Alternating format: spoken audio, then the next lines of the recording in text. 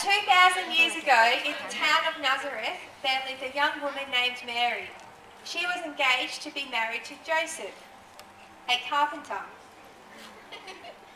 One day, an angel named Gabriel appeared before her and told her she had been chosen to have a special baby. The baby would be God's son, and she must call him Jesus. Soon after the angel's visit, Mary and Joseph were married.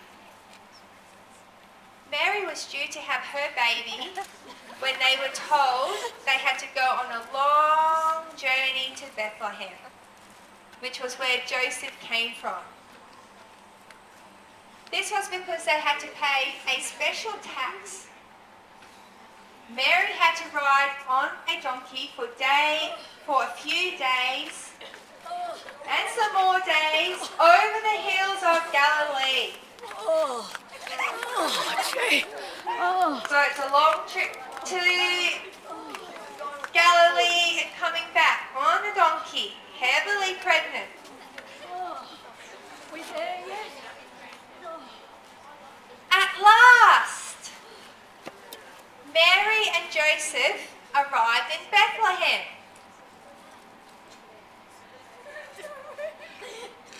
It was crowded with other people who needed to pay their taxes. Mary was very tired and needed a place to stay.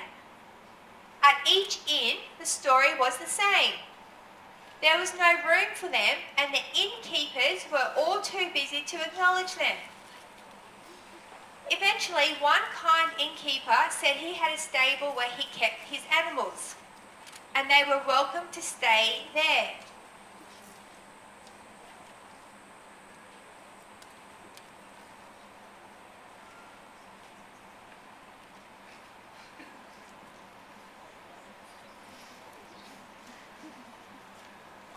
And so it was that a few hours later, Mary gave birth to her son in that stable.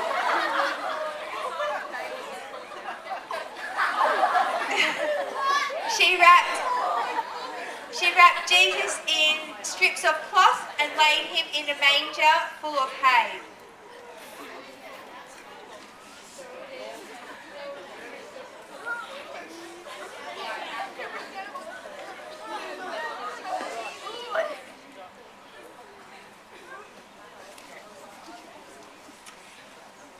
At the same time, on a hillside overlooking Bethlehem, some shepherds were watching over their sheep.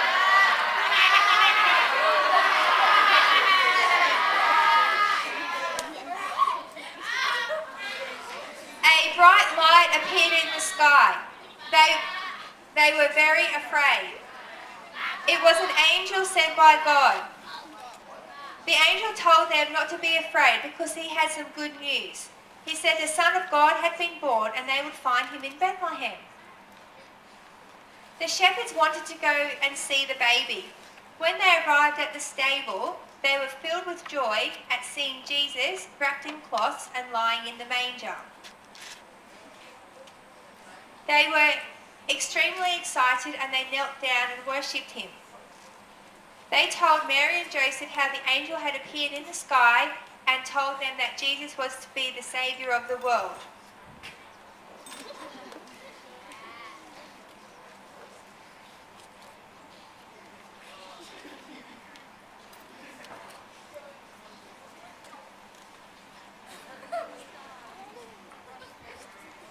Far away in the east, wise men saw a new star shining high in the sky.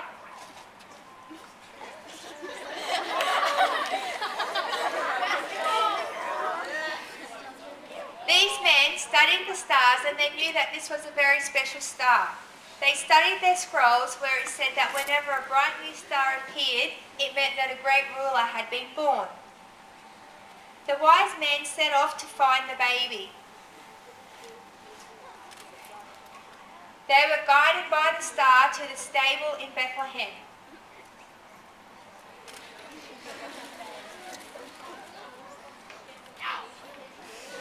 Here, they knelt down and worshipped Jesus. They gave him precious gifts of gold, frankincense, and myrrh.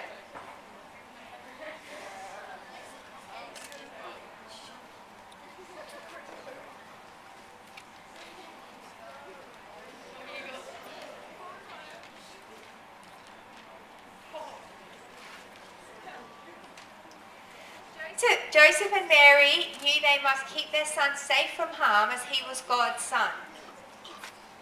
Okay, so this is the Nativity story that we see in the Bible in Luke. So we've got Mary here having Jesus, so she's just going to tell how she was feeling at this time. Yes, thanks, Mrs. Zische. I hope you could follow that story okay, a little bit of fun, but I hope it brought it to life a little bit for you. And as I was preparing for this little nativity reenactment, it just made me think about what an amazing person Mary must have been, because it says in the Bible that she had favour with God.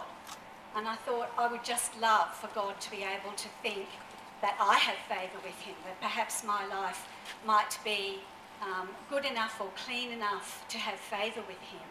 And that is my prayer, that I will be found having favour with God. But I thought, how did she get to be in that place? And I figured probably it's because of the choices that she'd made. And we have choices to make every day, don't we? I had a choice to make whether I even got up this morning. Perhaps you didn't have so much choice with Mum yelling in the door, or however you got up each morning. But we have a choice, how we act and how we respond to the voice of God in our lives. And obviously Mary made some really excellent choices, because I believe she wasn't all that much older than you people gathered here today when she was actually chosen to be the Mother of God. And I would just really encourage you, if you are a Christian, to listen to that voice of God that's in your spirit. Perhaps you're not very experienced at that, but if you ask God to speak to you, he always will, and you'll get to know that gentle, sweet voice that's a prompting in your heart. Sometimes it's just a very small thing like, oh, I don't think I should say that about that person, or I think I should share this with this person. And then as you grow in your Christian life, you'll get a lot more experienced and hopefully have the favour of God on your life as well.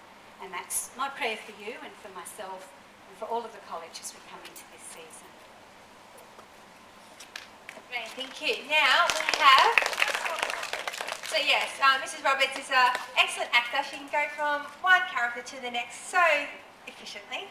Okay, little quiz to reinforce what we could have learned here.